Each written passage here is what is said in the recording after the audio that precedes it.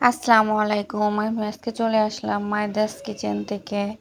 আজকে আপনাদেরকে দেখাবো কালিজিরা ভর্তাটা কিভাবে বানিয়ে সংগ্রহ করে ৩ মাস খেতে পারবেন। আপনারা যদি এই ভিডিওটা দেখেন তাহলে অনেক কিছু শিখতে পারবেন। আপনাদের আমি দেখাই যে কিভাবে ভর্তাটা বানালে ৩ মাস রেখে খেতে পারবেন। আমি প্রথমে কালিজিরাটা ভেজে নেব। তারপর আমি এখানে পেঁয়াজগুলো, তারপর শুকনা মরিচ, রসুন এগুলো ভালো করে প্রসেস করে নিয়েছি।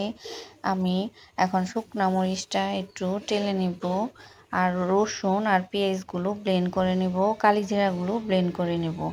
তারপরে শুকনা মরিচটাও ব্লেন্ড করে নেব। হালকা ভাজা দিয়ে নিলে হবে কি, এটা ব্লেন্ডটা ভালো হবে। এর জন্য আমি এটাকে হালকা ভেজে নেব। তারপর আমি এখানে দিব ফ্রাই প্যানে সর্ষের তেল।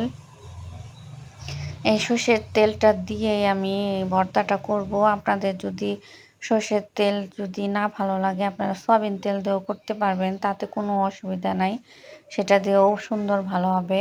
আমি এখানে একটু লবণ দিয়ে দিলাম তেলের ভিতরে। তারপর আমি সেই ব্লেন্ড করেছিলাম যে কাঁচা উপকরণগুলা, রসুনগুলো, পেঁয়াজগুলো, ওগুলো আমি আর মরিচগুলো দিয়ে দিব।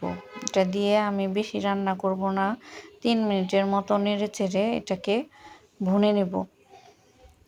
ভুনে বলেন আর কষিয়ে বলেন, সেটা করার পর আমি যখন তেল উঠে আসছে তখন আমি এই যে ব্লেন্ড করা কালিজিরাগুলো দিয়ে দিব।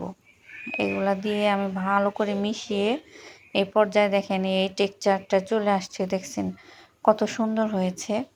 এইভাবে দেখেন আমি পুরা ভিডিওটার মধ্যে কিন্তু একটু পানি দিইনি। পানি দিবেন না, পানি দিলে তিতো হয়ে যাবে। আর কালিজিরাটা বেশি ভাজবেন না, বেশি ভাজলে তিতো হয়ে যাবে।